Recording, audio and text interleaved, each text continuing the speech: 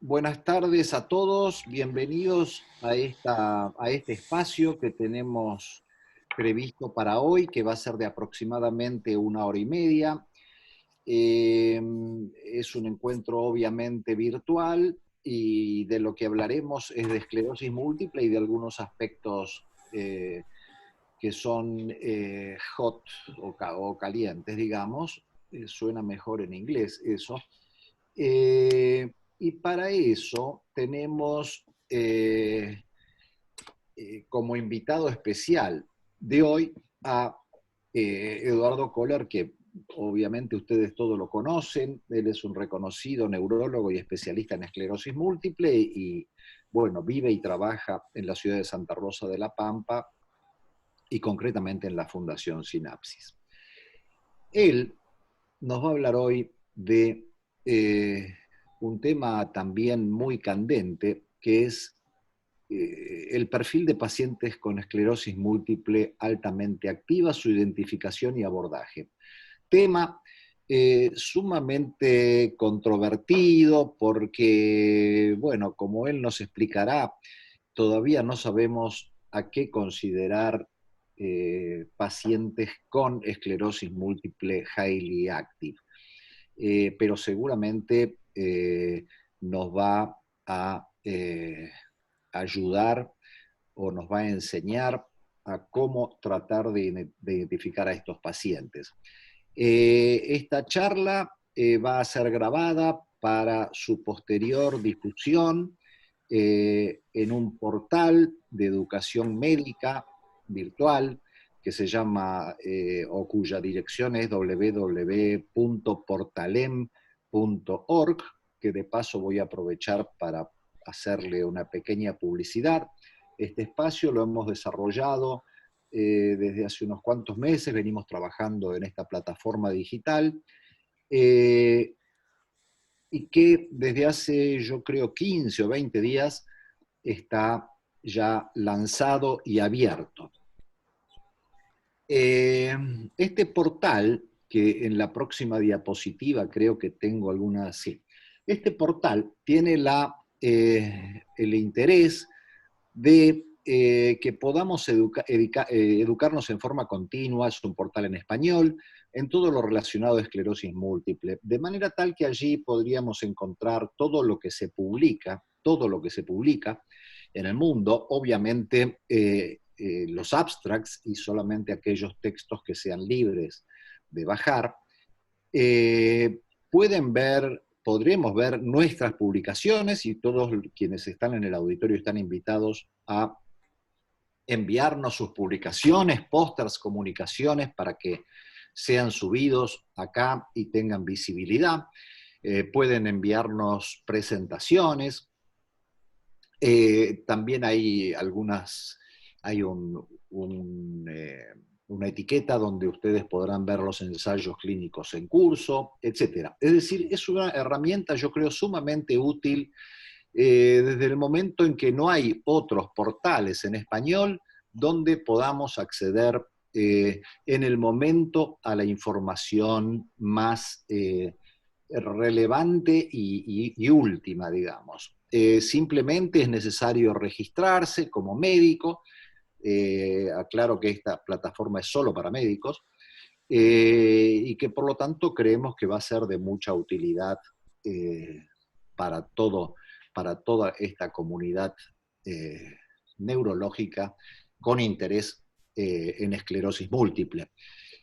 Volviendo para atrás, quiero, y un poco más atrás, quiero contarles que esta actividad educativa forma parte de una comunicación apoyada por Biogen en el día de hoy, aunque las presentaciones no son de Biogen, sino que son solo de los autores que la van a presentar. Biogen solamente nos ha apoyado en la convocatoria y en el uso de la plataforma de Zoom, y que no tuvo acceso a ninguna de nuestras presentaciones. Como así tampoco hay representantes de la industria presentes y por lo tanto digamos, es una reunión exclusivamente médica, la del día de hoy. Volviendo al programa de hoy, les decía que nuestro speaker invitado es Eduardo Kohler, y él nos va a hablar de cómo se definirían las formas altamente activas de esclerosis múltiple. A continuación de eso tendremos un bloque de preguntas y respuestas que ustedes las pueden hacer por medio del chat que figura abajo, un icono, o como somos relativamente pocas personas hoy, yo propondría que las hiciéramos en forma directa, abriendo ustedes sus micrófonos y sus cámaras, de modo tal de tener una buena y provechosa discusión después de cada charla. La segunda charla va a ser sobre cómo abordamos a estos pacientes con formas altamente activas, con los medicamentos con los que contamos, a cargo de Liliana Patrucco, y la última charla está a cargo de Juan Ignacio Rojas, donde ya nos meteremos un poquitito más en los manejos prácticos en el día a día de los pacientes con esclerosis múltiple en el entorno de la pandemia, que obviamente no es la misma para ustedes que para nosotros. Pero bueno, lo que yo quisiera es que pudiéramos generar una discusión después de cada una de las charlas, de modo tal de que este encuentro sea un ida y vuelta y podamos charlar como amigos y reunirnos, etcétera, etcétera. Así que, bueno, yo obviamente estoy haciendo de presentador, mientras le doy la palabra y la cámara a Eduardo para que vaya cargando su presentación, que por ahora yo no la veo, pero yo creo que, Eduardo, si vos apretás el botoncito de... ahí está. Muy bien. Bueno, así que muchísimas gracias, Eduardo, por participar y por darnos esta charla, sobre la que, bueno, después, si te parece, discutiremos. Muchísimas gracias, Eduardo. Adelante. No, gracias a vos. No sé si se escucha. ¿Se escucha? Sí, sí. Bien. Gracias a vos, Edgardo, perdón. Una cosa, Guille, me escribiste mal el apellido, pero no es nada, te perdono. De verdad, pero mira, De verdad. te La H está cambiada, bien, fíjate. desde poco, perdóname. Bueno, la verdad que es cierto, el tema que se plantea es un tema que me encanta, me gusta y que aparte hemos tenido pacientes que, con esta problemática. Cuando me dijo Juan de presentar esto, en realidad nosotros habíamos hecho un trabajo que creo que está para ECTRIM, no sé si se va a publicar o no. Si está, ¿puede ser, Juan? Está under review. Está Okay. under review en revista y sí, la idea también es comunicarlo en Ectrim, el que lideraron vos y Mati. Okay. Bueno, vamos a presentar un caso clínico, en realidad es un caso de una mujer de 33 años, periodista, en pareja, sin hijos, sin antecedentes familiares de relevancia, que en abril de 2018 hace un cuadro compatible con una neuritis óptica, disminución de la agudeza visual en el ojo izquierdo y dolor retroocular ipsilateral, y sobre todo con los movimientos. ¿Cómo hago para sacar esto? A ver, espera. Que se resuelve espontáneamente y ad integrum en 30 días.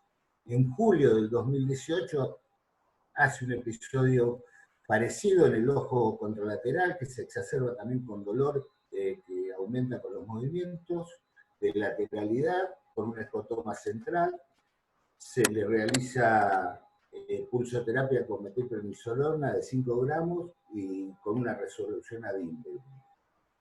Al examen tenía un fondo de ojo normal, con agudeza visual normal, hiperreflexia generalizada y un EDSS de 1. La resonancia magnética muestra una carga lesional importante a nivel supratentorial, son las imágenes, y que tiene 3 o 4, un poco más, de imágenes que captan contraste. En realidad, cuando uno plantea este tipo de pacientes, creo que no quedan dudas de que es una esclerosis múltiple, y sabemos que la esclerosis múltiple es una enfermedad crónica de curso impredecible, heterogénea, y que tenemos fenotipos bien marcados de la enfermedad y que los sabemos, los conocemos, como puede ser la esclerosis múltiple en recaída de remisiones, como es la secundaria progresiva, la progresiva primaria, incluso el síndrome desmineralizante aislado o el síndrome radiológico aislado.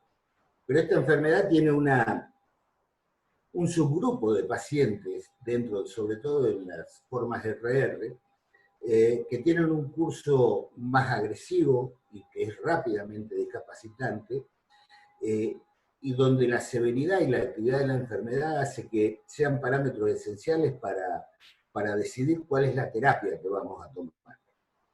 El concepto de tratamiento temprano de la enfermedad lo tenemos, pero quizás no tengamos tan arraigado el concepto de tratamiento temprano y efectivo o agresivo. Y esto porque está la hipótesis de que en el uso temprano de terapias que sean altamente efectivas, podríamos prevenir el daño irreversible que aparece con la enfermedad desde un primer momento. Hoy, gracias a Dios, tenemos un escenario terapéutico totalmente diferente de aquellos que peinamos canas, a veces no, a veces ya ni las peinamos las canas, pero este escenario terapéutico en el último tiempo hizo que tengamos una gran cantidad de medicamentos, incluso algunos de ellos que hacen lo que se llama terapia de reconstitución inmune, que están en azul en este tablero, pero que hicieron o nos modificaron las conductas o el pensamiento de qué es lo que podemos hacer ante este tipo de pacientes. El problema que tenemos es que tenemos financiadores que en realidad nos hacen elegir lo que llamamos, o mal llamamos como quieran, drogas de primera línea, de segunda línea, cuando fallan estas recién poder acceder a estas terapias más efectivas. Y creo que no es una buena opción cuando tenemos enfermedades o una enfermedad que es mucho más agresiva, ¿no? O sea que este tipo de este tratamiento escalar, de alguna manera, de las drogas, no es una buena, o al menos es una medida cuestionable ante lo que se da en llamar esclerosis múltiple agresiva o altamente activa. En realidad no hay un consenso de que es una esclerosis múltiple altamente activa o agresiva.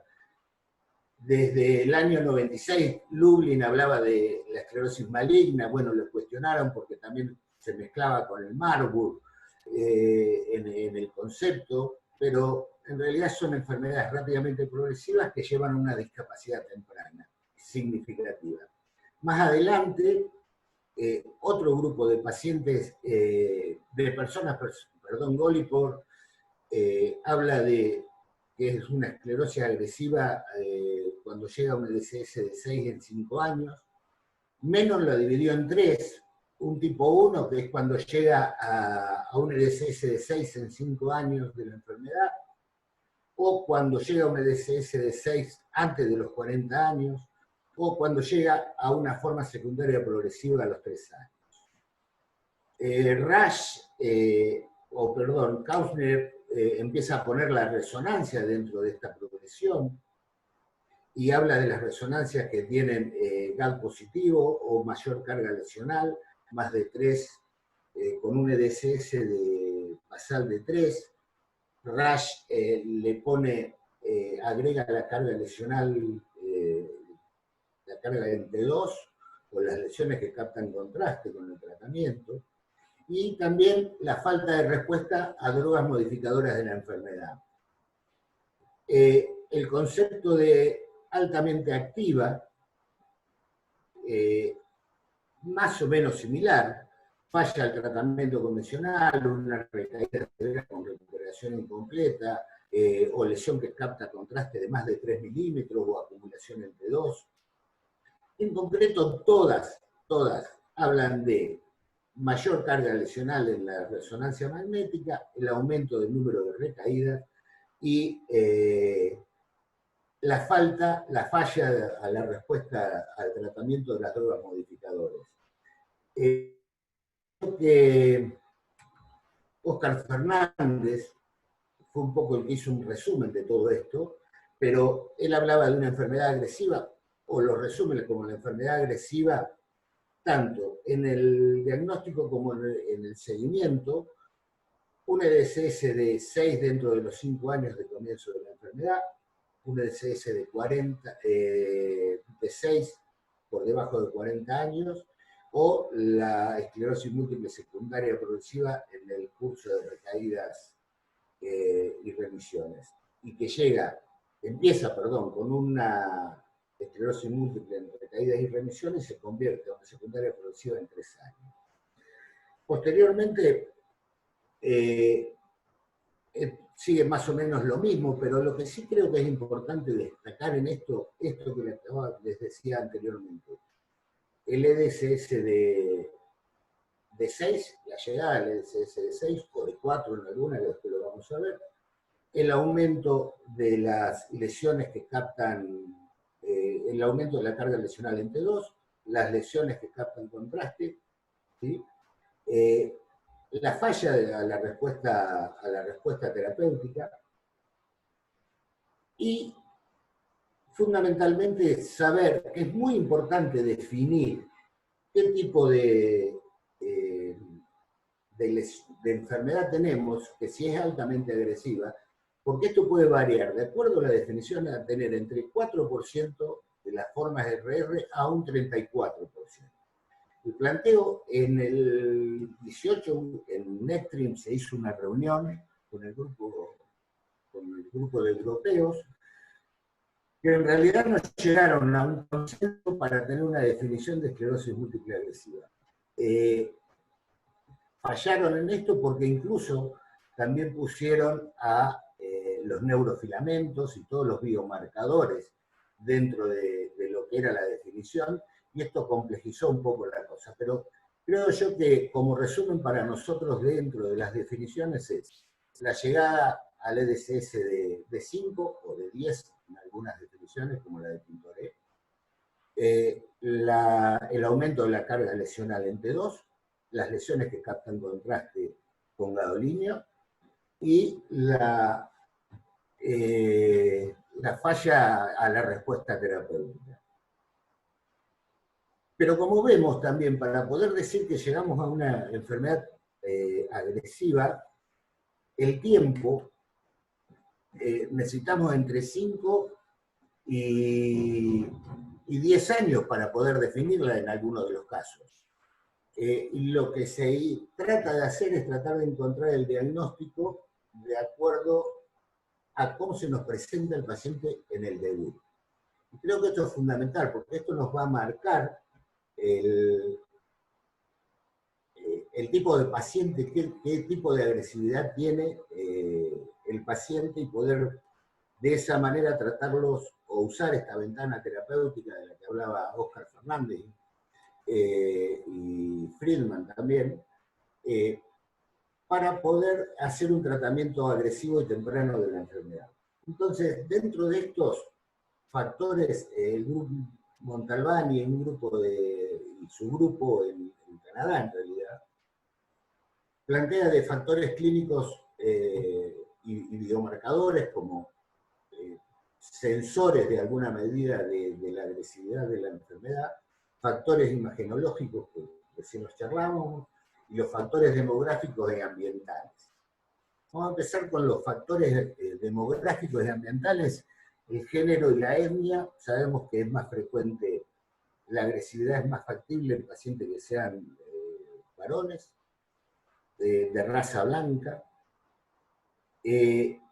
con relación a esto hay algunas discusiones, hay algunos trabajos últimos donde plantean que la edad no es tan diferente, pero en aquellos, por ejemplo, los trabajos de Confabré, en el 2000 planteaba de que un hombre podría llegar a una discapacidad de 6 en 7 años, si tiene más de 10 recaídas, y la mujer en 9,2. Entonces, están discutidos si realmente estos están así, pero porque hay trabajos que lo niegan. La edad de debut es un tema importante. En el trabajo de Confabré, que le decía, lo que vemos es que en aquellos que tienen más de 50 años, tienen más posibilidad, más rápido de llegar a una discapacidad, a un EDSS de 6, ¿sí? Y en cambio aquellos que son más jóvenes, tardan aproximadamente entre 20 y 30 años para el EDSS.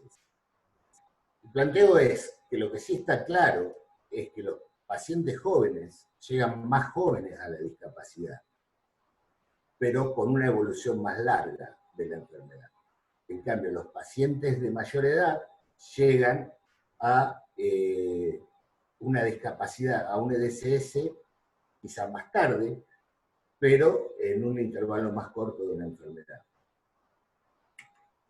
El otro tema era, dentro de la historia natural de la enfermedad, tiene que ver con el cuadro clínico y tiene que ver con el número de recaídas que tienen. Hablábamos, si me voy para atrás, perdonen, en los factores clínicos de biomarcadores, vemos la frecuencia de las recaídas, el intervalo entre la primera y la segunda recaída, y el debut mono versus multifocal.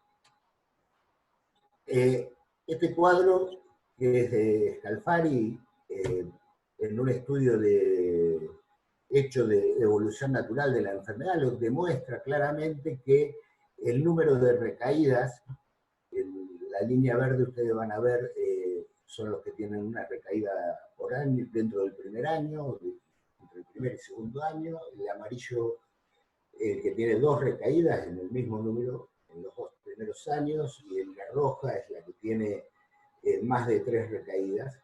Y lo que ven es que el grupo que tiene mayor número de recaídas tiene más posibilidades de llegar a una discapacidad en tiempo más corto. A la derecha se ve lo mismo, con lo cual es uno de los indicadores más importantes clínicos que tenemos para hablar de que es una esclerosis múltiple agresiva. El tema, otro de los datos que se encontró es que cuando esas recaídas son tan agresivas que no tienen una recuperación ad íntegro, es más probable que lleguen a una discapacidad. Y que se asocia, en realidad está hecho en lo que sería la transformación de una esclerosis múltiple RR a una secundaria progresiva. Aquellos que tienen una recuperación incompleta, es más probable que lleguen a una discapacidad, a un nivel de discapacidad de 6 mucho más temprano.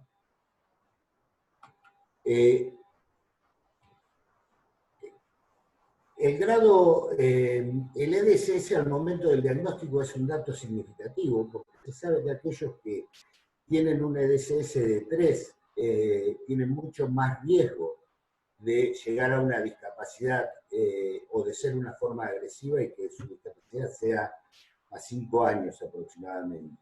El estado cognitivo, en realidad no hay demasiados trabajos con relación al estado cognitivo, fundamentalmente porque la mayoría de los controles están hechos con escalas motoras, como pueden ser la del EDSS, y creo que todavía nos falta acercarnos un poco más a la evaluación cognitiva como factor pronóstico. Lo que sí está claro es que aquellos pacientes que tienen deterioro cognitivo es más probable que lleguen a enfermedades, a una enfermedad con alta discapacidad. Con relación a las bandas oligoclonales, este es un trabajo de María Pía Mato, donde se ve que aquellos que tienen bandas oligoclonales presentes tienen mayor posibilidad de hacer una forma agresiva de discapacidad, y dentro de estas bandas oligoclonales, las que son bandas oligoclonales de cadena liviana con IgM tienen más riesgo de llegar de mayor actividad y de tener una progresión más importante.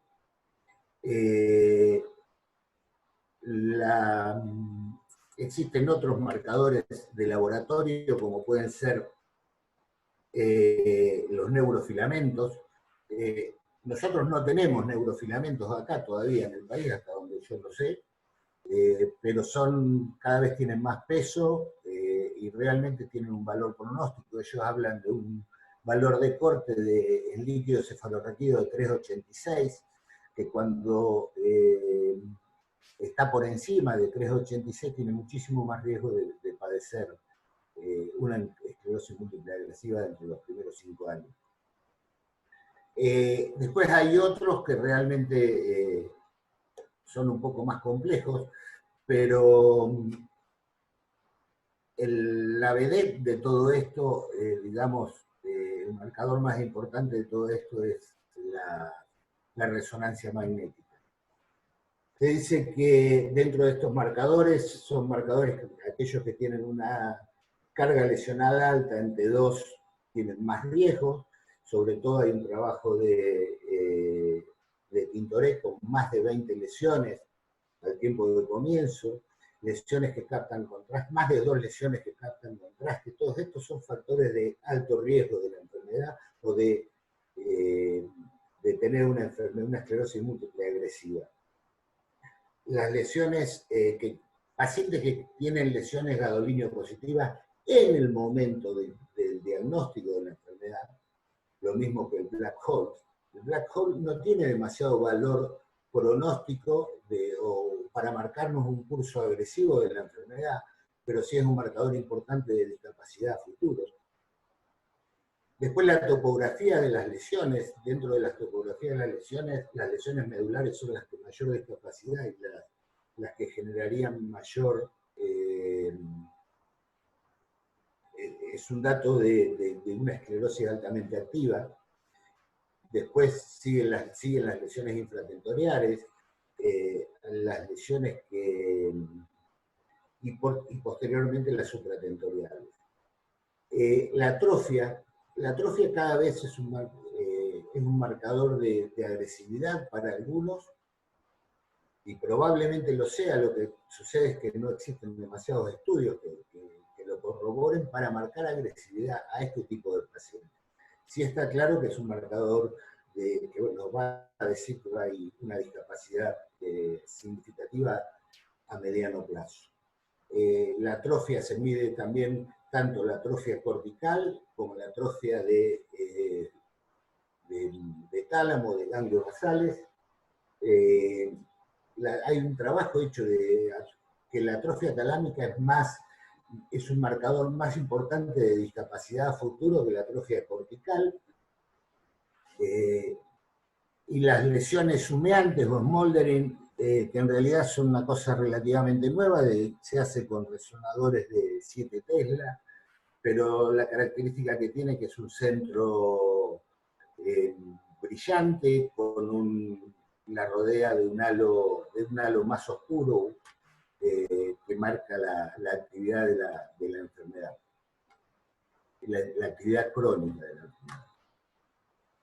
Este es el trabajo de Fisniku en el año 2008, donde nos muestra en realidad que la mayor carga lesional, a mayor cantidad de lesiones entre dos, más probablemente, en realidad está hecho este trabajo de la conversión de un síndrome depolarizante aislado a una esclerosis múltiple clínicamente definida y a una esclerosis múltiple secundaria progresiva. Pero lo que se ve que a medida que aumenta la carga lesional en T2, es más probable que aumente la agresividad de la enfermedad. Este trabajo es un poco más complejo, pero en realidad lo que habla del número de lesiones que se necesitan para para llegar a un EDSS de 6, y habla de que generalmente con más de 20 lesiones tiene una sensibilidad y un valor pronóstico positivo y un valor pronóstico negativo alto para decir que hay actividad en la enfermedad. Este trabajo de Tintoret. Y esto que me parece que es lo más importante son las banderas rojas que nos deja como resumen todas esto, ¿no? Desde el punto de vista clínico, la edad de comienzo entonces y los síntomas motores. Los síntomas motores, en realidad, cuando tiene signos de vías largas, tienen más riesgo de ser una enfermedad agresiva. Y durante el seguimiento, lo que habíamos dicho antes, la pobre recuperación en las primeras caídas, las primeras 2 caídas, una alta frecuencia de caídas, hablábamos de que más de 3 lo habíamos visto en el cuadro, donde más de 3 caídas dentro de los primeros 2 años nos daban un 15%. Perdón, la posibilidad de tener una discapacidad de 6 a los 15 años. Cualquier síntoma que nos hable dentro de falla terapéutica dentro de los 2 años de tratamiento.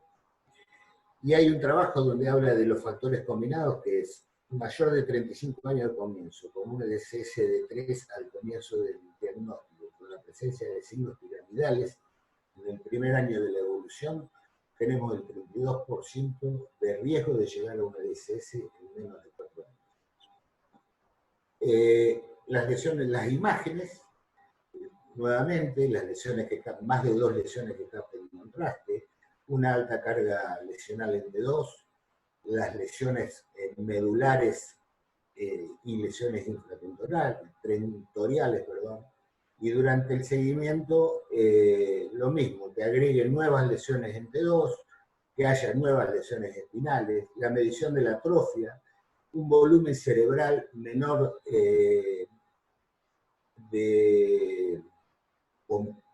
con mayor pérdida de volumen nos da un 19% de riesgo de tener una mayor discapacidad. Lo mismo hablábamos recién de los niveles de neurofilamentos y es interesante que aquellos que mantienen en un tercilio, en el tercio superior, los valores de neurofilamentos también tienen más riesgo, tanto en suero como en líquido, tienen más riesgo de padecer este tipo de enfermedad altamente agresiva. Este es un resumen de un grupo de Colombia, donde en realidad lo que dicen que cuando vos llegás a un EDSS de 4 a los 5 años de inicio de la enfermedad, como definición de esclerosis múltiple activa o altamente activa, llegar a un EDSS de 4 a los 5 años, múltiples recaídas con recuperación incompleta en el transcurso del año, más de 2 lesiones que capten contraste, agrandamiento de las lesiones previas o un aumento en el número de lesiones en T2 y la falla terapéutica, que era lo que habíamos hablado con anterioridad. Este es un caso nuestro que es muy parecido al que presentamos anteriormente. Esta es una chica de 35 años de edad, sana hasta el momento en que llega a la consulta, no tiene ningún tipo de antecedente ni personal ni familiar, y consulta por una disminución de su agudeza visual en el ojo derecho, en realidad la manda al oftalmólogo, con dolor de intensidad leve a moderada cuando moviliza los ojos, tenía una disminución de la agudeza visual de 20/70 o 3/10 del ojo derecho, el fondo de ojo era un fondo de ojo normal, me llamaba la atención en el lado contralateral una ligera palidez, pero nada más. Y esta es la resonancia que tiene esta chica, y lo que se ve es una en T2 una carga lesional aumentada supra tentorial, tiene un compromiso en médula. En el FLAIR se observa mucho mayor carga lesional y cuando se le pone contraste tiene, bueno, se marcan algunas, pero tiene más de 11 lesiones descritas que captan contraste. En realidad, esta es la lesión de la imagen de médula. En médula no había ninguna lesión que captara contraste. Se le hizo una pulsoterapia esteroidea de 5 días y se le hizo una resonancia de control posterior. Lo que no la pude cargar la imagen, pero que se ve que mantienen 2 lesiones que siguen captando contraste a pesar del tratamiento. Nosotros interpretamos que esta es una paciente que tiene altamente activa, con una agresividad significativa. Bueno, esto es lo que, vuelvo a insistir, no tiene consenso de enfermedad, pero creo que con estos datos nosotros podemos discriminar si el paciente tiene una esclerosis múltiple agresiva o no. Creo que faltan datos de control de medicamentos que sean específicos para esto, pero bueno, vuelvo a insistir, lo otro era todo hipotético, pero la hipótesis del tratamiento más agresivo para enfermedades más agresivas me parece que todos lo tenemos claro. Así que, bueno, yo abro la discusión porque en realidad estamos hablando de un tema que no tiene consenso. Así que... Bueno, Eduardo, excelente tu charla, muchísimas gracias, nos enseñaste muchas cosas. Bueno, yo me quedo reflexionando con muchas cosas, me interesó mucho en una de tus primeras diapositivas, una tabla con trabajos que trataban de definir a la esclerosis múltiple agresiva, ¿no? Y donde claramente se ve que los primeros trabajos hacen una definición retrospectiva, digamos, y dicen, bueno, es agresivo aquel que llegó a un SDS de 6 en tanto tiempo o con determinadas recaídas, etc. Y a medida que las definiciones son más actuales, yo creo que se hacen mucho más operativas en el sentido que incluyen, claro, factores pronósticos, como vos decías, de la primera resonancia con que se nos presenta el paciente, el tipo y el intervalo entre los brotes clínicos y probablemente en el futuro otros marcadores como los neurofilamentos, etc. Pero es evidente que todos estamos hablando ya de la misma cosa y hablando de la misma cosa parecería, o hay evidencias, que tratar, como vos decías, a estos pacientes enérgicamente desde el inicio mismo de la enfermedad va a condicionar o a cambiar su pronóstico futuro. De eso nos hablará Liliana. Y lo que yo quería resaltar y preguntarte es que vos en algún momento también dijiste esto es lo que nosotros sabemos y pensamos o aprendimos en los últimos años, sin embargo, los financiadores no siempre están de acuerdo. Entonces, bueno, creo que están mejorando los financiadores con respecto a lo que pasaba hace 10 años, ¿no? Y que ahora es más fácil explicarle a los financiadores por qué empezamos con un monoclonal en muchos pacientes naïf con formas agresivas que tiempo atrás. Pero yo creo que es una de las barreras más importantes en la práctica diaria, ¿no? No sé qué piensas tú o qué piensa el resto del auditorio. La realidad es que es cierto que cada vez es más fácil cambiarle la mentalidad a los financiadores, pero también creo que existen algunos financiadores donde es más fácil poder lograrlo, pero hay otros financiadores gremiales, fundamentalmente de obras sociales gremiales, donde es más complejo tomar esto. Y la verdad que es una pena porque yo coincido en esta hipótesis de que en la medida que seamos más agresivos en el tratamiento, tratar de tener esa ventana terapéutica donde podemos ser importantes para evitar el daño, me parece que es fundamental. Por eso creo que esto de los marcadores y de definir, al menos localmente, cuál es la enfermedad agresiva, sin necesidad de recurrir a esto de lo temporal, ¿no? De llegar a 6 años de evolución, o a 5 años, dejar pasar 5 años, porque me parece que son 5 años fundamentales. Entonces esto del trabajo que hizo Montalbán, me parece importante la de tratar de encontrar, personalizar la terapia de cada uno de los pacientes.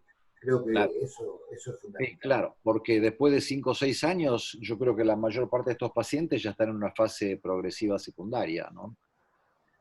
No De sé acuerdo. qué dicen otros gentes del auditorio.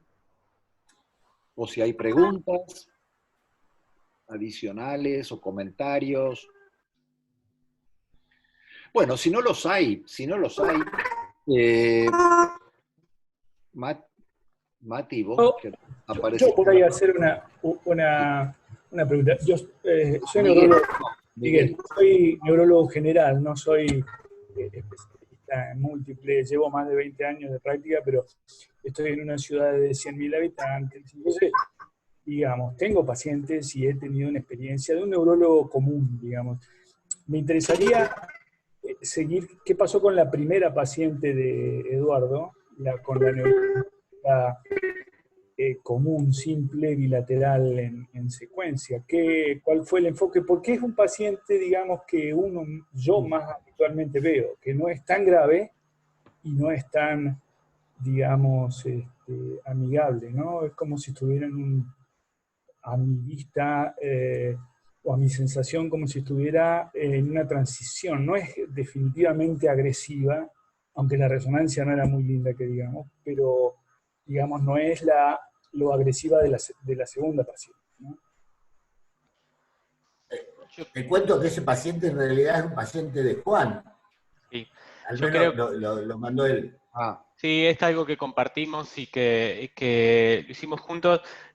Dos cosas. Esa paciente arrancó con terapias altamente activas que ahora va a comentar Liliana de cuáles son desde nuestra perspectiva y cómo lo abordamos. Pero creo que hay un punto que es interesante, el de, si bien hoy no hay criterios para definir las formas altamente activas, criterios consensuados en el mundo, sí tenemos esto de los criterios de la práctica de consultorio. Y uno de los puntos importantes de estos criterios de consultorio que tienen que ver con qué cosas vemos o identificamos en el paciente desde que comienza, que nos habla sobre todo de que va a seguir teniendo actividad y alta actividad en el corto plazo. Y una de las cosas interesantes de esa paciente es que a priori puede parecer una paciente relativamente tranquila por lo clínico. Es una paciente que clínicamente se recupera muy bien, es una paciente que no le queda nada desde lo clínico y desde las imágenes no es la resonancia del paciente que se está incendiando. De todos modos, tiene cosas en la resonancia que hablan de que no es lo mismo el pronóstico de ese paciente que el que pueda llegar a tener un paciente que no tiene esas cosas, sobre todo los aspectos topográficos, dónde tiene localizadas las lesiones. Y eso es un punto que a veces tiene tanto o más peso del que le podemos llegar a dar a la clínica cuando el paciente enferma, porque cuando el paciente comienza la enfermedad, clínicamente suele tener mucha capacidad de reparación, entonces de los primeros episodios se va a recuperar muy bien. Y justamente ahí es donde gran parte del peso de la decisión de ponerles estrategias de tratamiento más agresivas no recae tanto en la clínica y no debe recaer tanto en la clínica, porque cuando recae en la clínica, lo más probable es que hayamos perdido mucho tiempo en ese paciente. Y ahí es donde la resonancia toma gran parte del rol de elegir tratamientos. Y en esta paciente, sobre todo, tiene cosas que no se está incendiando, pero la topografía habla de que en el corto plazo se va a seguir activando y mucho. Por eso es que no es un paciente convencional y lo tenemos que mirar desde otro lado, a diferencia de lo que hacíamos antes, en donde la mirada sobre todo estaba puesta en la clínica. Si clínicamente estaba muy bien, si se recuperaba muy bien, es un paciente relativamente tranquilo. Y hoy entendimos que no, que eso es una pérdida del tiempo, sobre todo porque hoy vamos viendo de que gran parte de los criterios diagnósticos de la individualización pasa por poder intentar establecer pronósticos desde el primer evento, no esperar ni años, ni esperar a ver cómo se va secuelando el paciente de los eventos. Entonces, ahí está en cambiar este seteo mental para ver estas cosas en los pacientes, en esta paciente en particular, que es la topografía de la resonancia, que lleva a pensarla de otra forma. Sí, Miguel, yo también voy a decir algo más con respecto a tu comentario. Esta paciente, es cierto, como vos muy bien decís, es una paciente de clínica inocente. Pero si vos te pones a pensar, tuvo 2 recaídas con una diferencia, no sé si de 4 meses, 6 meses, cosa que para empezar la enfermedad ya es muy digamos, es una bandera roja, como las que mostraba Eduardo. Tener 2 recaídas al inicio mismo de la enfermedad en el primer año es algo que tiene que llamarnos mucho la atención. Segundo, tiene 2 neuritis ópticas, creo que tuvo 2 neuritis ópticas, una de cada lado, de las que se recuperó ad integrum. Bueno, eso a uno también le da cierta tranquilidad espiritual. Pero sin embargo, si uno mira la resonancia, en la resonancia esa paciente tenía muchísimas lesiones previas, lo que hablaba de que la enfermedad de esa chica no empezó, o chico, no empezó en ese año, sino que empezó varios años atrás, y que actualmente tiene muchísima actividad de su enfermedad porque muchas de esas lesiones se tenían con el gadolinium. No me acuerdo cuántas, pero me parece que a la mirada rápida había como 5 o 6 lugares del cerebro que mostraban inflamación activa. O sea, cuidado con estos pacientes que son los que nos engañan, que nos muestran una clínica, como decían ustedes, inocente o más o menos benigna, cuando estos pacientes son agresivos. Y el mejor marcador, que ahora lamentablemente de los pocos que tenemos, el mejor marcador es la resonancia magnética. Y no hay que confiarse de la clínica. La resonancia magnética es 10 veces más sensible para cuando uno habla de agresividad o de actividad que la clínica o que las recaídas, digamos. Bueno, por eso, ese ejemplo que mostró yo creo que es buenísimo, porque estos pacientes son los que a veces nos hacen equivocar, ¿no? Y que nos equivocamos toda la vida, además que en los últimos años por ahí estamos mucho más atentos, pero estos son los pacientes jorobados, digamos, ¿no? Bueno, y en los que es necesario tomar dentro de las cosas que se planteaban, yo te decía que era la resonancia, porque en realidad es como vos decís, el mejor marcador es el aumento de la carga lesional y las lesiones que captan contraste a pesar del tratamiento. Para el mejor marcador de agresividad de la enfermedad. De los que tenemos por ahora, sí. De lo que hay hoy por hoy. Pero el tema, fíjate que la segunda paciente, Miguel, es una paciente que tiene una sola neuritis, no hizo ningún otro brote. Esa es una paciente que, si no hubiera consultado en este momento, pasa desapercibida probablemente. Porque hoy está sin sintomatología. Con una resonancia que vos decís, no puede no tener sintomatología, porque tiene black hole, tiene lesiones, más de 11 lesiones que captan contraste, y lesiones confluentes en la resonancia magnética. Entonces, en realidad, bueno, lo que nos demuestra es que en la clínica, nosotros, los más viejitos, decimos que era soberana, pero en algunos casos, y en este, no es tan así. Lo que sí creo que también es importante, y un tema que lo va a decir Liliana, supongo, ahora, creo que es el tema de cuál es la conducta con esta paciente en época de COVID. Bien. Bueno, pero antes de la época del COVID, vamos a pasar, sí, Liliana nos va a hablar ahora de cómo tratar en general a estos pacientes. Juan es quien después nos va a hablar de la época del COVID. Pero es muy importante eso que vos decís. En esclerosis múltiple la clínica no es soberana. La clínica dejó de ser soberana desde que apareció la resonancia magnética. Eso tenemos que admitirlo. y tenemos que divulgarlo, digamos, ¿no? Porque muy bien sabemos ahora que, bueno, que la clínica es la punta del iceberg, digamos, y que en el cerebro y en la médula pasan muchísimas cosas en forma continua, que no tienen, como decía Eduardo, evidencia o traducción clínica. Bueno, pero como estamos medio atrasaditos, voy a darle el micrófono y la computadora a Liliana para que nos hable a ver de cómo hacemos qué haría ella con estos pacientes. Gracias, Liliana. De nada, ¿se ve bien y se escucha bien? Muy bien. Perfecto. Bueno, gracias Eduardo porque fue una excelente presentación y bueno, muchas gracias al resto de las personas que están participando de esta actividad. De lo que vamos a hacer ahora foco es cómo tratamos de abordar a estos pacientes que hemos definido con esclerosis múltiple muy activa. Y voy a tomar una de las diapositivas que utilizó Eduardo, en donde, como bien decían, dentro de todos aquellos factores que podemos tomar para definir una forma activa de la enfermedad, no necesariamente la clínica va a ser la más importante, porque como de hecho hemos visto en los dos ejemplos, ambas formas de manifestarse fueron con neuritis óptica, pero, y de lo cual yo estoy convencida, el factor que tiene más peso para definir si el comportamiento de la esclerosis múltiple en un paciente va a ser muy activo o no, va a ser la resonancia.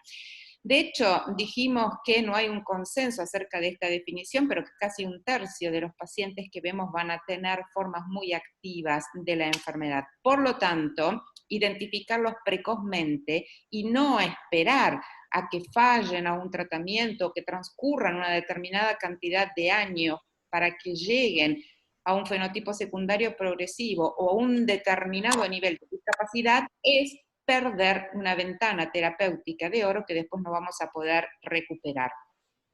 ¿Y por qué tenemos que identificar a estos pacientes? Porque ya desde hace un tiempo cambiaron significativamente nuestros paradigmas de tratamiento. Y en estos pacientes en particular, el paradigma tradicional, lento y seguro, de empezar con una droga de plataforma y según la respuesta del paciente ir modificándolo hasta llegar a fármacos de alta eficacia, dejó de ser utilizado. Porque si nosotros queremos suprimir toda evidencia de actividad de la enfermedad, debemos empezar con el tratamiento apropiado para cada paciente, ¿sí? Y que eso va a depender de cómo definamos severidad o agresividad de la enfermedad. ¿Qué opciones tenemos para este tipo de pacientes? Las opciones las vamos a dividir en dos grupos. Tenemos opciones orales y después los monoclonales. Cada uno de ellos se ajustará a las características individuales del paciente. Dentro de los fármacos orales, uno de los que es muy utilizado para el tratamiento de formas muy activas de la enfermedad es fingolimod. Como ustedes van a ver en todas las diapositivas que van a aparecer a continuación, tampoco cuando se desarrollaron los distintos ensayos clínicos había un consenso y no todos definen igual formas muy activas de la enfermedad. En este caso, se consideraron como pacientes con formas muy activas de esclerosis múltiple aquellos que, habiendo estado bajo tratamiento un año previo con un determinado fármaco, habían tenido una o más recaídas o un aumento de la carga lesional en la resonancia o bien lesiones que realizaban con el contraste. O sea que estamos hablando de pacientes no naive, sino que habían fallado al tratamiento previo, pero considerando el número de recaídas o el número de lesiones que realizaran con el gadolinio o el volumen en T2, siempre el cambiar a esta opción terapéutica mostraba resultados favorables en los pacientes. Igual convengamos de que eran pacientes que habían fallado el tratamiento previo, por lo tanto, en cierta forma estábamos perdiendo un poco el tiempo o esa ventana de oro para cambiar la historia de la evolución del paciente.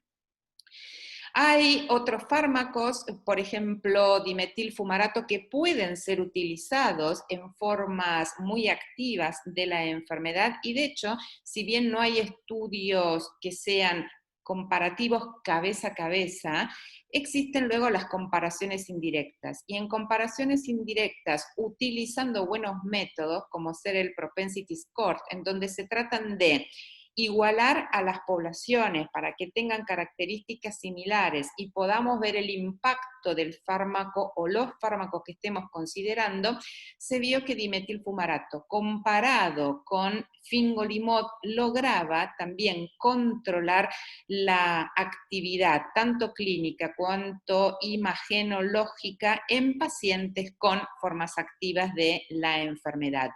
Y si lo comparamos de pronto con otros como pueden ser teriflunomide, vamos a ver que, por supuesto, dimetilfumarato era mucho más efectivo que un teriflunomide para controlar la actividad clínica.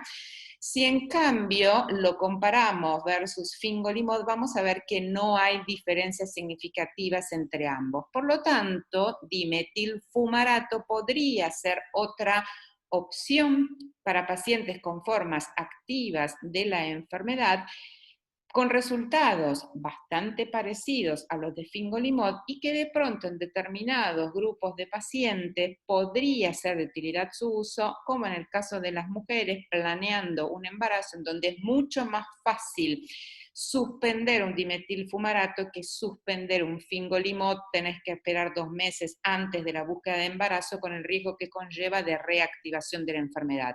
Por eso vuelvo a algo que dije anteriormente. Cuando elegimos estas terapias tenemos que considerar una serie de factores que tienen que ver además con el paciente.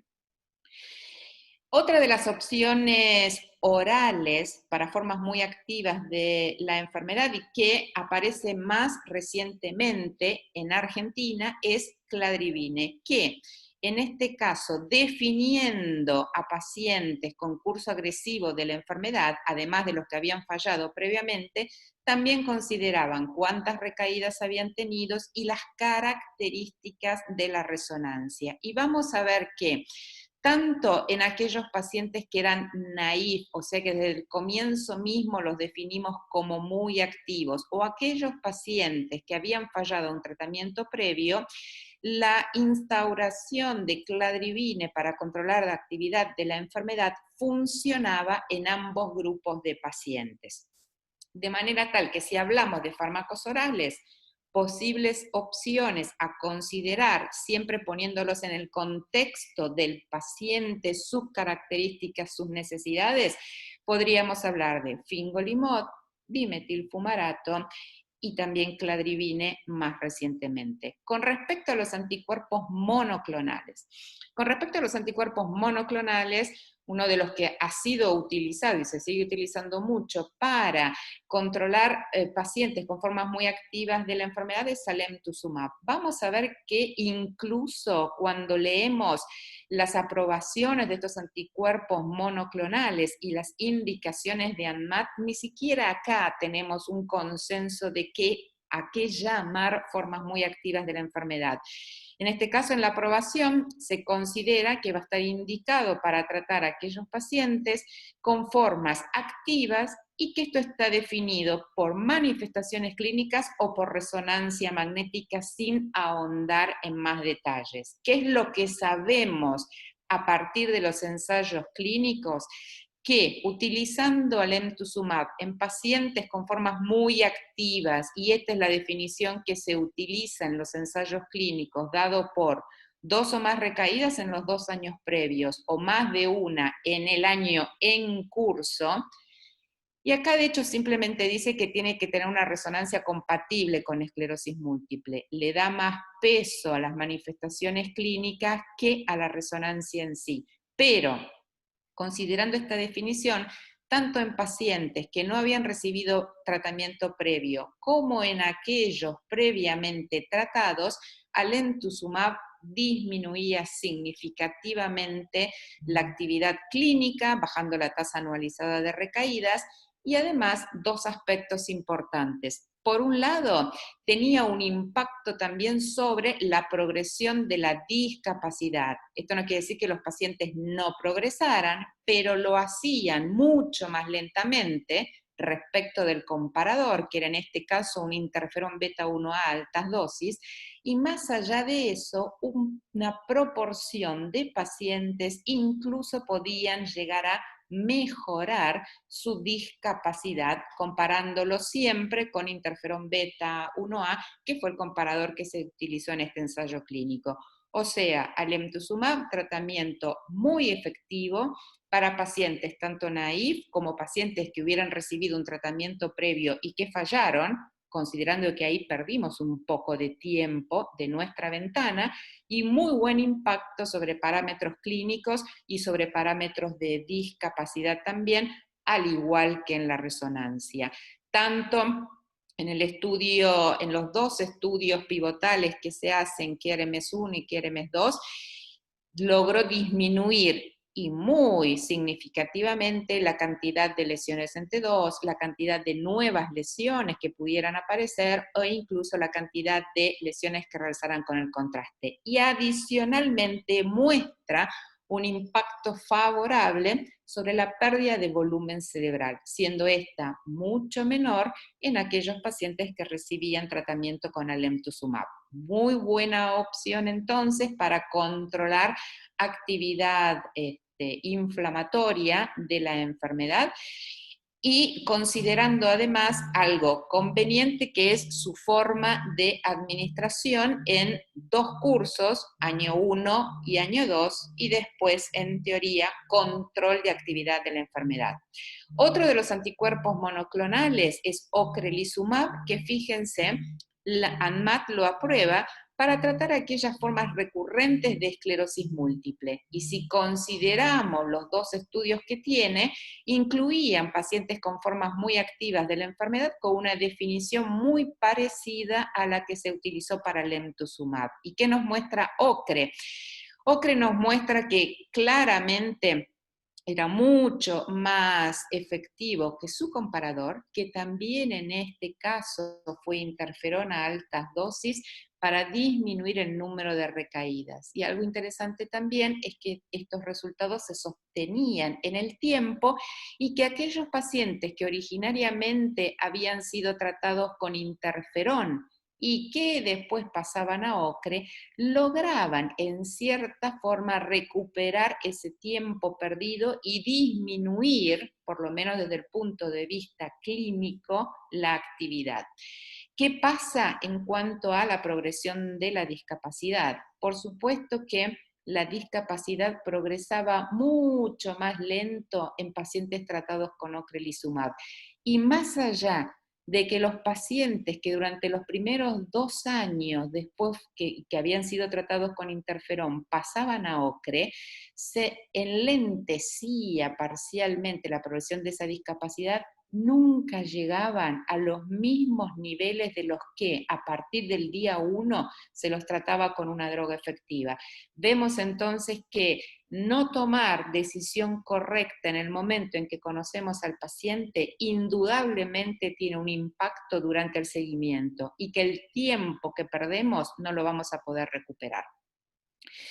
Otro anticuerpo monoclonal muy utilizado para formas muy activas es natalizumab, en donde vemos que sí está mucho más discriminado su uso en las recomendaciones de ANMAT. Para pacientes con enfermedad muy activo, a pesar de que hubieran recibido un tratamiento previo, o aquellos que acá definen como de evolución rápida o grave, que está definida por una cantidad importante de recaídas, de lesiones en la resonancia, y no estamos hablando de que necesariamente tengan que fallar a un tratamiento previo.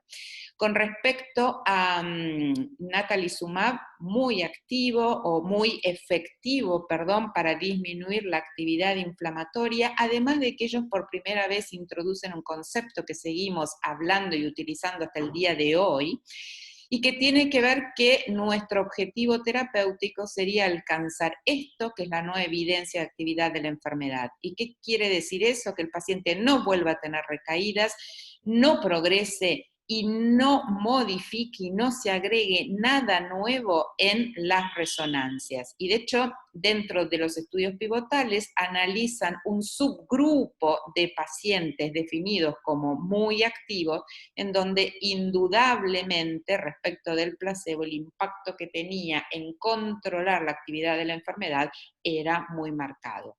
El tema con natalizumab y que había generado ciertos resquemores en el pasado era la posibilidad de desarrollar leucoencefalopatía multifocal progresiva. Sin embargo, vamos a ver cómo a partir de la introducción de los estudios de anticuerpos JC se produce un cambio en esto y se logra justamente porque podemos estratificar el riesgo de los pacientes y tomar decisiones acorde, disminuir la tasa de incidencias del MP de hasta casi un 50% si lo comparamos cuando no teníamos todavía estas técnicas disponibles. Más allá después de tener las determinaciones que nos hablan de presencia o ausencia de anticuerpos, un ajuste que se le hace a esto y que es mucho más interesante es conocer exactamente cuál es el índice, cuáles son los títulos de anticuerpos que tenemos, y se establece como valor de corte 1,5. ¿Por qué se utiliza 1,5? Porque se vio que todos aquellos con riesgo o que desarrollaron el MP se ubicaban por arriba de este valor de corte, que es lo que tomamos hoy en día como marcador para definir si después de un determinado periodo de tiempo continuamos o no con esta terapia, más allá de que haya funcionado muy bien. En el único o la única circunstancia en la cual no nos sirve es para aquellos pacientes que antes de que utilizáramos natalizumab hubieran utilizado otro inmunosupresor, como puede ser mitoxantrone o azatioprina, cosa que ya no hacemos hoy en día porque o lo iniciamos desde primera instancia en pacientes muy activos, o eventualmente cuando utilizamos terapia escalonada vienen de otras terapias que no son inmunosupresores. Este era el único caso en donde no pudo confirmar su sensibilidad. Y en base a todo esto, es que estas son las nuevas recomendaciones que se utilizan para el monitoreo de pacientes. Si antes de iniciar la terapia hacemos anticuerpos anti-JC y es negativo, podemos usar tranquilamente el fármaco, sabiendo que anualmente le vamos a hacer una resonancia y cada 6 meses la determinación de anticuerpos JC, porque existe la posibilidad de que se positivicen. En el caso de que sean positivos, vamos a ver cuánto duró el tratamiento, si menos de 2 años o más de 2 años. Y si dura más de 2 años, va a ser importante en este caso sí, ver si había utilizado antes inmunosupresores o no los había utilizado. Si no usó los inmunosupresores y el índice es bajo, eso quiere decir está por debajo de 1,5 e idealmente debajo de 0,9 y está funcionando muy bien el medicamento, podemos continuar considerando lo que habíamos dicho, repetir los anticuerpos JC y hacer el índice para saber en qué momento tenemos que cambiar. Ahora, lo que se está tratando de establecer es, ustedes saben muy bien que cuando administramos natalizumab, las infusiones se hacen cada 28 días. Ahora lo que se está viendo es si esas infusiones las podemos prolongar y en lugar de cada 4 semanas, hacerlas cada 6 semanas, conservando la efectividad del fármaco, pero haciéndolo más seguro. Y en este análisis, sobre todo lo que se vio en pacientes JC positivo, pero que el fármaco estaba funcionando muy bien, si este esquema de extender los intervalos entre una dosis y la siguiente podía demostrar una reducción en el riesgo. Entonces se fijaron cuál podía ser el efecto de desarrollar el MP en pacientes que habían sostenido durante más de 1 año y medio dosis extendidas. Y lo que se vio que respecto de la dosis estándar, si el paciente recibía estas dosis extendidas, disminuía significativamente el riesgo del MP y podíamos continuar con este fármaco que estaba funcionando durante más tiempo. También analizaron número de infusiones y el periodo por el cual este se sostuvo. Y nuevamente, si nosotros mantenemos dosis extendidas, logramos disminuir el riesgo de PML. Y el último análisis que se hace es cuál es el historial de infusiones extendidas que tiene este paciente en el momento en que lo conocemos. Y nuevamente vemos cómo el riesgo disminuye. Por lo tanto, actualmente hay un estudio en curso en donde se está valorando seguridad. Ya tenemos datos a partir de este estudio que fue publicado a fines del año pasado. Lo que se quiere ver ahora es que se mantenga su efectividad. Y entonces, para concluir, lo que podemos decir es que ¿tenemos opciones para tratar a pacientes con formas muy activas? Sí. Estas opciones, que podrán ser orales o monoclonales, siempre tendrán que ajustarse y contemplar las necesidades individuales, balanceando, por supuesto, los riesgos y beneficios. Y lo más importante de todo esto, porque sabemos que fármacos para controlar la actividad tenemos, es, más allá de que no haya una definición consensuada y aceptarla universalmente, es detectar estos pacientes en forma temprana. Y como dijimos anteriormente, la resonancia magnética resulta ser mucho más sensible que las manifestaciones clínicas y, por supuesto, sin tener que esperar una X cantidad de tiempo para que el paciente ya esté discapacitado, porque lo que se perdió no se recupera. Obviamente, más allá que elegimos una terapia activa, eso no es sinónimo de que todas las cosas van a andar bien, por eso es que tenemos que monitorear la respuesta y si eventualmente detectamos signos de falla, cambiarlo y cambiarlo rápidamente. Y les agradezco enormemente por haberme escuchado. Bueno, muchas gracias Liliana, muy bien, muy buena charla. ¿Hay algún comentario, chicos, del auditorio? Eduardo, Mati, Miguel. Opa. Se nos metió el COVID en el grupo. Más o menos. No, me encantó. Mi pregunta es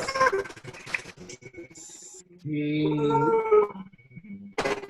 considerás al fingolimod dentro de las opciones terapéuticas para este tipo de pacientes. Sí. Altamente agresivas. Sí, es una opción que es a considerar siempre, como digo, ¿no? Poniéndolo en el contexto del paciente, y es una opción a considerar sobre todo a partir de los resultados del análisis de ese subgrupo de pacientes, en donde definiendo a qué llamaban una forma muy activa de la enfermedad, logró controlarla. Por lo tanto, me parece que dentro de los orales también puede ser una opción a considerar. Siempre el problema con fingolimod es que si lo utilizamos, como decía, ¿no? en mujeres que van a después querer concebir, el tema es que hay que suspenderlo y esperar, y tenemos el riesgo de la reactivación de la enfermedad. Con lo cual, en esos casos, uno podría considerar esas opciones, otras, como un cladribine, en donde vos completás estos 2 años de terapia y después que dejas pasar 6 meses, puede buscar su embarazo, con mucha comodidad, porque durante el 3.º y el 4.º año la gran mayoría de los pacientes no necesitan volver a tener que ser tratados y les das el tiempo suficiente para completar con esta idea de maternidad, por ejemplo, ¿no? O por lo menos yo cada vez que elijo una de estas terapias, y que en la mayoría de los casos son mujeres, porque las mujeres son las que tienen con mayor frecuencia esclerosis múltiple, es algo que hay que poner en el tapete y discutirlo, más allá de que le transmitís el diagnóstico, le transmitís que es una forma activa, cuando planteas la discusión del tratamiento, ponerlo en el contexto de que es una mujer. Y el hecho de que en la resonancia tenga mucha actividad inflamatoria, sí, muchas imágenes que captan contraste, como los pacientes que mostramos. Sí. ¿No te hace pensar en otro tipo de opción terapéutica más que Fingo? Por supuesto. Tanto en el primer ejemplo que mostraste, cuanto en el segundo ejemplo, y pensando en terapias muy activas, yo en ese caso iría directamente a un anticuerpo monoclonal porque tiene una mayor actividad antiinflamatoria, va a empezar a funcionar más rápido. Creo que para estos dos ejemplos que presentaste serían las mejores opciones. Después queda a criterio del neurólogo tratante, dentro de estas opciones de monoclonales, cuál resulta la más conveniente para la paciente. Pero sí, estoy absolutamente de acuerdo con vos, que en ese caso creo que con un fingolimod es como que nos quedamos cortos.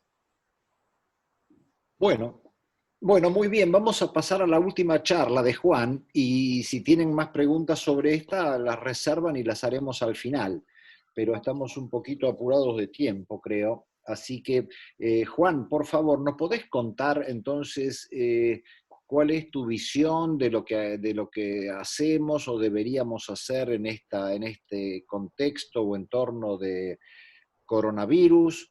Yo, de todos modos, antes que empieces tu charla, haría la salvedad que este país no es un solo país en cuanto a COVID, sino que hay realidades absolutamente distintas, y yo creo que casualmente La Pampa es una excepción, ¿no? Por eso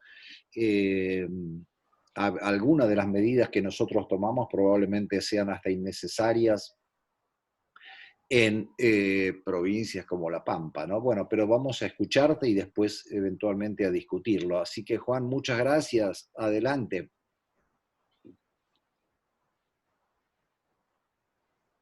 El micrófono, Juan.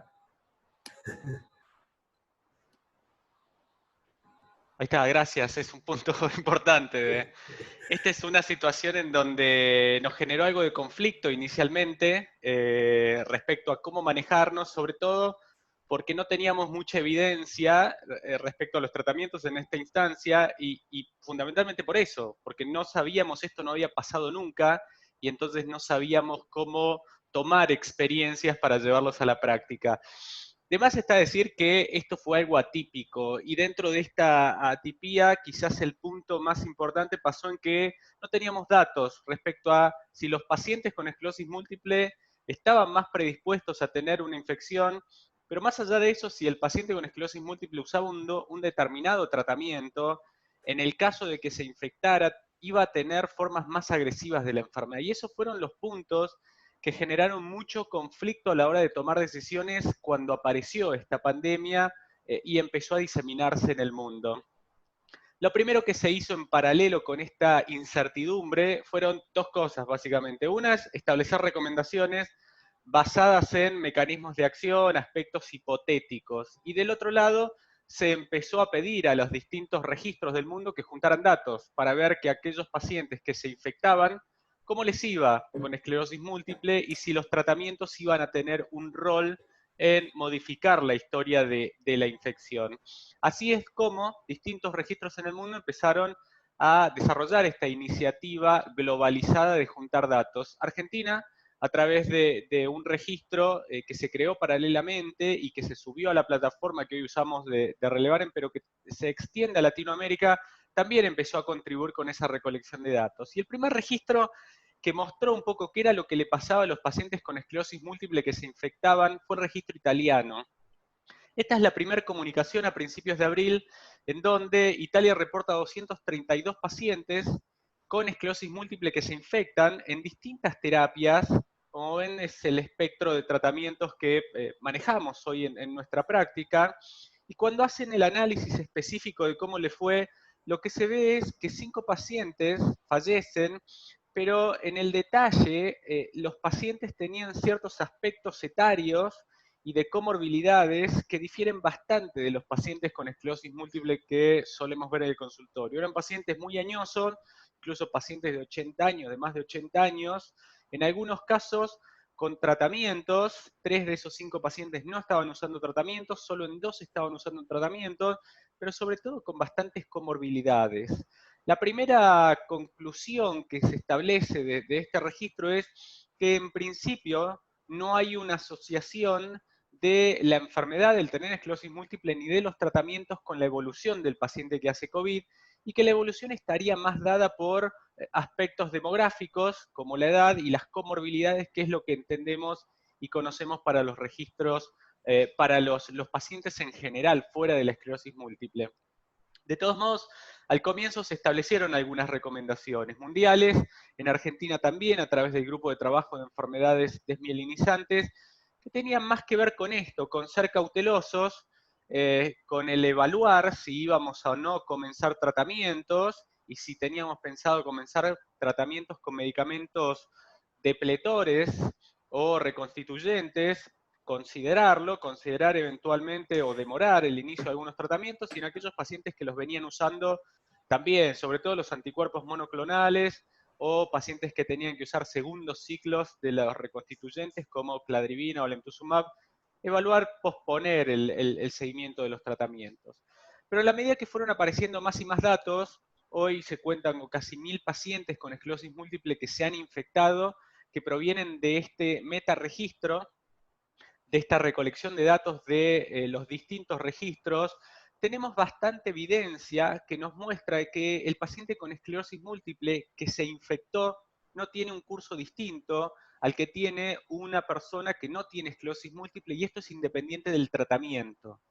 Que los aspectos que pueden tener un rol en aquel paciente con esclerosis múltiple que se infecta tenga una forma más agresiva, requiera de la asistencia respiratoria, requiera de una internación en terapia intensiva, tiene que ver con básicamente 3 cosas. Por un lado, la edad, pacientes por encima de los 60-65 años. Por otro lado, con aspectos de la progresión de la enfermedad, pacientes con formas progresivas y EDSS altos. Y sobre todo, con esto último, con lo que yo mencionaba recién del registro, con pacientes con comorbilidades respiratorias y comorbilidades vasculares. Son los pacientes que en el caso de que se infectaran pueden llegar a tener un curso distinto, pero no por la enfermedad en sí ni por el tratamiento, sino por las comorbilidades, por la edad y por la discapacidad acumulada. De ahí es que estas primeras recomendaciones las empezamos a cambiar, y lo que al principio establecíamos que había que esperar o posponer, hoy el manejo en base a esta evidencia es el de aquel paciente que tenga que empezar un tratamiento, incluyendo tratamientos para pacientes altamente activos como anticuerpos monoclonales o como terapias de reconstitución, deben comenzarlo. En aquellos pacientes en los cuales se viene utilizando un determinado tratamiento, lo deben mantener, justamente para evitar reactivaciones o eventualmente activaciones de la enfermedad que puedan llegar a lesionar y que no tenga vuelta atrás, esto del tiempo es cerebro. De ahí es que estas recomendaciones empezaron a cambiar para los medicamentos inyectables, iniciar y mantener en quienes tienen que iniciar, en quienes vienen utilizando. Para eteriflunomida y los medicamentos orales igual, iniciar en aquellos pacientes en los cuales pensamos en iniciar y mantenerlos. Lo mismo para dimetilfumarato incluso todavía más por el efecto y por los reportes de los registros que veíamos cómo le iban a los pacientes con esclerosis múltiple en tratamiento con dimetilfumarato. Con respecto a los anticuerpos monoclonales, quizás del primero que empezamos a tener evidencia de seguridad en aquellos pacientes que lo venían utilizando y que se infectaban, eran para natalizumab. De ahí es que, si bien al comienzo se generó algo de recomendación, después fue aquel paciente que tenía que comenzar natalizumab que empezara el tratamiento, y aquel paciente que lo venía utilizando lo mantuviese, no pospusiese las aplicaciones justamente para mantener la eficacia del tratamiento.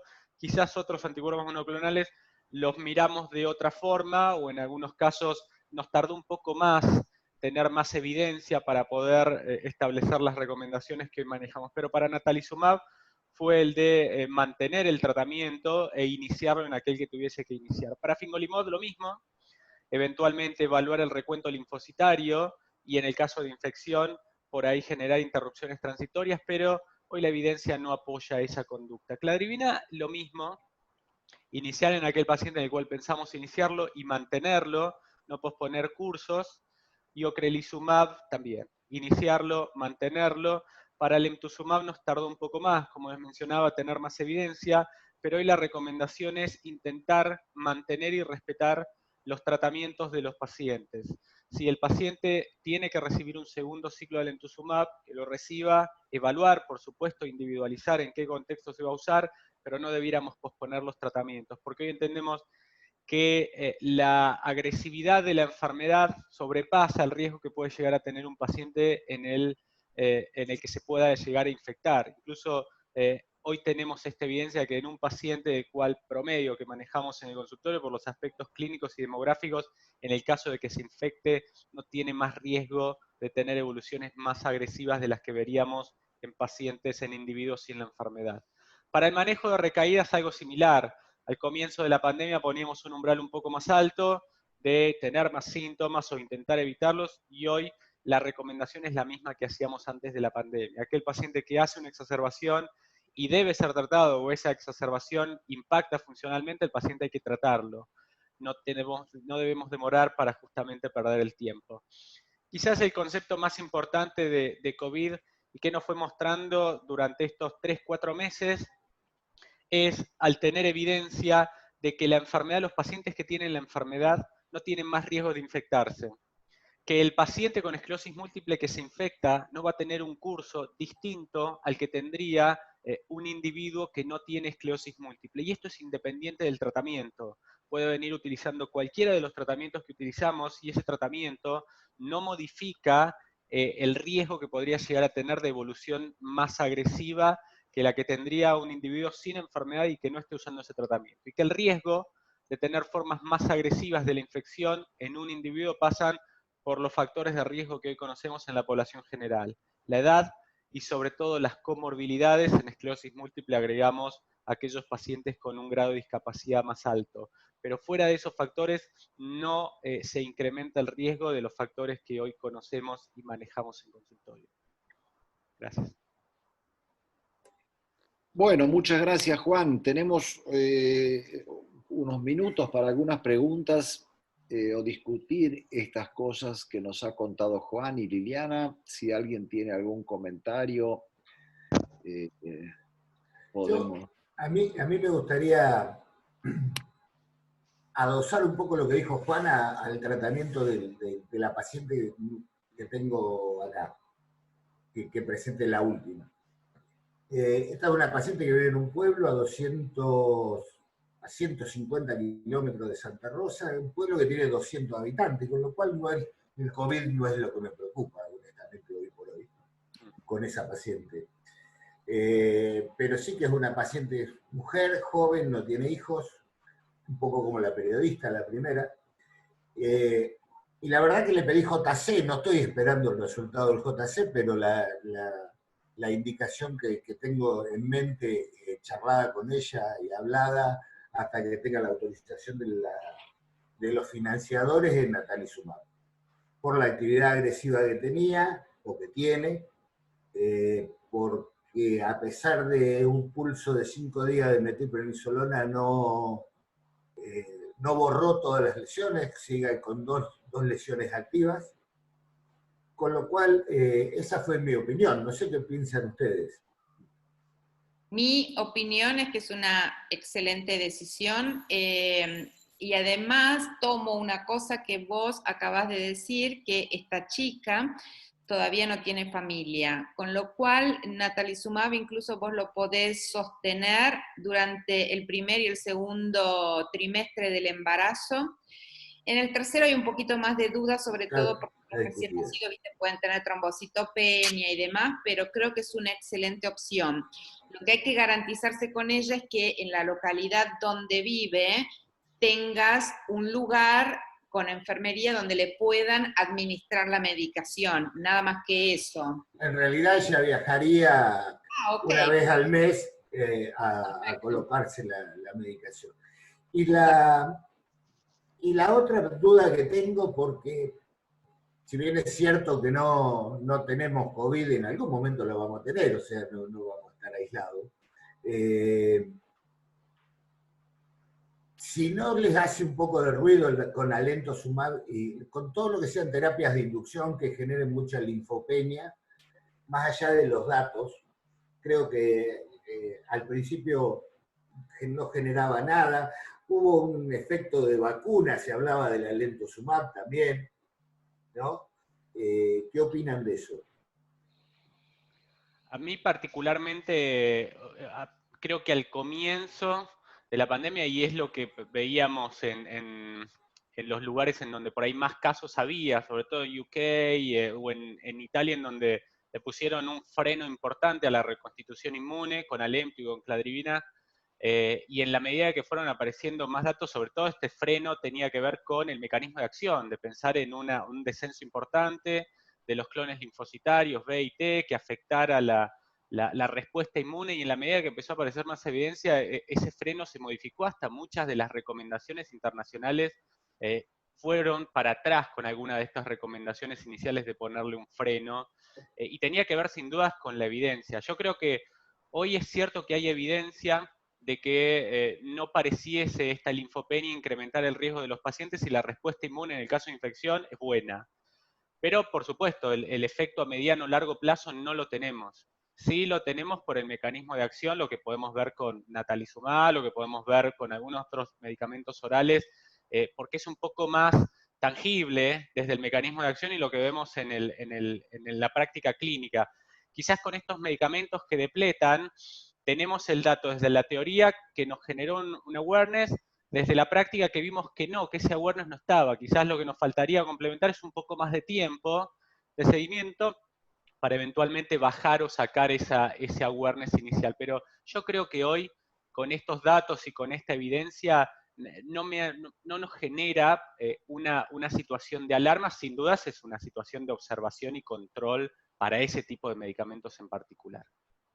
Sí, yo lo reforzaría esto con lo siguiente. Primero, la posibilidad de tener esclerosis múltiple y COVID es bajísima en este momento en el AMBA. En Buenos Aires, Gran Buenos Aires y Capital Federal hemos hecho un estudio de eso, bueno, y serían esperables que hubiera 40 casos eventualmente en todo en territorio del AMBA donde se dieran ambos fenómenos.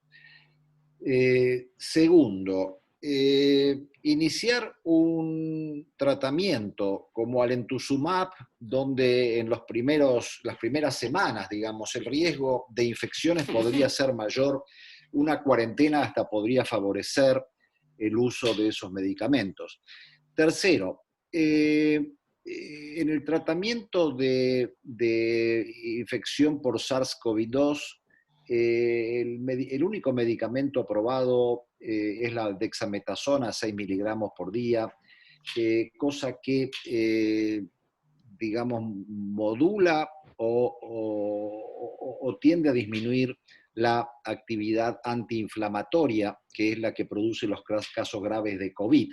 Y de hecho, se están ensayando muchos medicamentos relativamente parecidos a los nuestros o de acción farmacológica parecida, que disminuyen la de interleuquina 1, interleuquina 6, etcétera, como todos los que usamos nosotros, y que por lo tanto nuestros medicamentos no hay ninguna evidencia de que podrían empeorar la enfermedad. Tampoco puedo decir mejorarla, pero por lo menos desde un punto de vista farmacológico no hay ninguna razón para pensar que pudieran empeorar el curso clínico de la enfermedad o de la infección por SARS, si eventualmente un paciente la contrajera.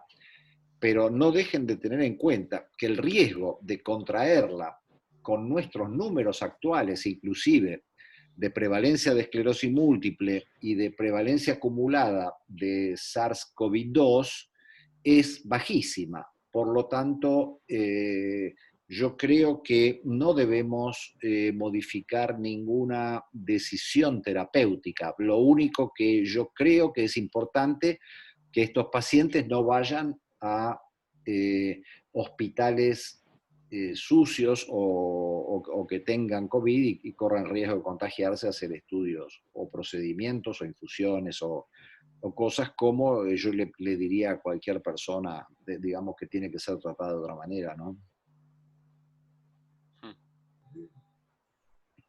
Una consulta. Sí, Brenda. Tengo una consulta respecto, hablando del alemtuzumab, digamos, una paciente, ¿qué escenario clínico o radiológico yo debería esperar para considerar en una paciente que ya hizo 2 ciclos de alemtuzumab y que estaba clínicamente estable, si hace una recaída, digamos, con qué, no sé, hay un número de lesiones o un determinado tipo de síndrome clínico que yo debería considerar para retomar o hacer un tercer ciclo con alemtuzumab, considerando por lo menos que acá también en nuestro caso en Tandil por lo menos tenemos una situación clínica respecto de COVID que está bastante estable, tenemos muy pocos pacientes, estamos en una fase 5 y digo, hay un número de lesiones, un determinado tipo de clínica o de síndrome clínico ante el cual yo debería decir, bueno, debo considerar hacer un tercer ciclo respecto también de lo que decía el doctor, a pesar de la situación de pandemia actual. Sí, mira, con respecto a eso te doy mi opinión. En el caso de alemtuzumab es bastante más difícil y de hecho todavía no hay definidos claramente criterios de falla, ¿sí? Pero un paciente que completó los 2 ciclos y después vuelve a tener una recaída, ¿sí? Vos podés considerar y muy seriamente hacerle un tercer ciclo, porque indudablemente vos lo que estás haciendo con alemtuzumab es repoblar esa población linfocitaria habiendo sacado linfocitos autorreactivos del medio, ¿sí? Lo más probable es que ese paciente con esa forma muy activa de la enfermedad, 2 ciclos todavía no le resultaron suficientes para poder terminar de reconstituir completamente un buen sistema inmune y todavía tiene estos linfocitos autorreactivos dando vuelta. Entonces plantea seriamente hacerle un tercer ciclo. Esa, sí, no es que tiene que tener 3 recaídas o 2 recaídas claro, o 4 sesiones en la resonancia. Aparece una recaída, vos te planteás el tercer ciclo. Sí. Ahora, supongamos que no tiene recaída, Lili, que no tiene recaída y te encontrás una resonancia con 2 lesiones que captan contraste o con un aumento de la carga lesional sin recaída clínica. Eso te está indicando, por lo que charlábamos anteriormente, una falla terapéutica, de alguna manera. De alguna manera. Ahí también podés considerar hacerle un tercer ciclo, ¿sí? Igual que en el caso anterior, también. Definitivamente, incluso cuando uno ve los pacientes de Keremes 1 y Keremes 2 que hacen la extensión y son pacientes que pueden llegar van decreciendo de terceros, cuartos y quintos ciclos, el criterio que se usa es muy variado y va desde paciente que hace una única lesión en la resonancia hasta el paciente que hace más lesiones en resonancia y clínica, porque está dejado al criterio del profesional tratante. Y ahí es muy importante el criterio del médico clínico, en donde vos ves un paciente que se estaba incendiando, le pusiste alemtuzumab y de golpe lo bajaste y te hace una lesión en la resonancia, quizás lo esperes. Pero si es un paciente relativamente tranquilo, que vos lo habías controlado y hace esto que plantea Liliana, te hace lesiones, por más que sean solo radiológicas, está el criterio de seguir reconstituyéndolo para llevarlo a que sea cero. El objetivo siempre es el cero. Bien, gracias. Igualmente, viste que siempre es bastante bajo, y por lo menos a partir de lo que vos ves en los ensayos clínicos, el porcentaje de pacientes que van a necesitar un tercero, un cuarto o eventualmente un quinto ciclo, hasta donde el cual tenemos evidencia, ¿no? Sí. ¿Ustedes tienen alguno con trasplante de célula madre? No. No. ¿Qué opinan? Yo te voy a decir mi opinión, creo que es una terapia muy buena, es una estrategia, cuando se ven los resultados, es muy buena en el paciente seleccionado, pero cuando lo vemos, yo lo veo comparativamente con los resultados que obtenemos con los tratamientos que hoy están disponibles, creo que el riesgo que se paga es innecesario teniendo en cuenta las estrategias de tratamiento. Porque ¿qué funciona? En el paciente, el highly active, que comienza, que tiene mucha actividad, en donde tenés mucho componente inflamatorio. En ese funciona y lo podés llevar a un estado de control de la enfermedad. Pero el riesgo que pagás es alto, porque tenés que tener todo un sistema adaptado, por más que uses los ciclos cortos de inmunosupresión. Y esa misma eficacia hoy la podemos conseguir con estrategias como natalizumab, con estrategias como ocrelizumab, y no pagamos el riesgo del trasplante. Por eso es que yo creo que si bien es bueno, cuando lo vemos comparativamente con las estrategias o las terapias que hoy tenemos disponibles, no tiene mucho sentido por el riesgo que estamos pagando del trasplante versus el poco riesgo que hoy estamos pagando con los medicamentos para estos tratamientos más activos. Sí, de acuerdo. Yo tengo mi señora que es hematóloga, con lo cual, hablando de ese tipo de cosas, en realidad ellos plantean que no tienen demasiado riesgo, no sé cuál será el costo, y creo que es una terapia que por ahí no la estamos ni siquiera evaluando a veces. No, yo creo, de hecho tiene datos muy interesantes, los trials que incluso se han publicado afuera, el último trial publicado en Lancet. 83%, muy buena, 92%. es muy buena la eficacia, pero cuando vos lo ves, por supuesto que no es que todo el grupo se muere o se infecta, pero comparativamente los datos de seguridad es que te muestran una eficacia comparativa con los medicamentos que es similar a los que usamos para el Highly Active. Y desde el lado de la seguridad y la implementación, es mucho más práctico y mucho menos riesgoso, mucho más seguro los tratamientos disponibles. Y ahí es donde la crítica que siempre le hacen es la eficacia muy buena, pero el extra que se está pagando no tendría mucho sentido teniendo estas estrategias que hoy contamos. Si nos encontramos, 10 años atrás en donde no contábamos con esto, y hubiese estado los datos que hoy tenemos, sin dudas valdría la pena. Pero hoy con estas estrategias, los anticuerpos monoclonales no tiene mucho rol hasta que, por supuesto, no mejore el tema de seguridad. ¿Ustedes tienen tercer ciclo de alentosumab? Sí.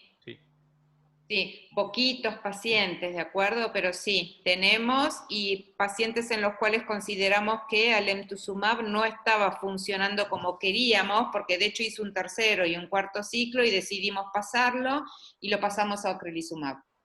Sí. ¿Y cómo te fue en ese switch?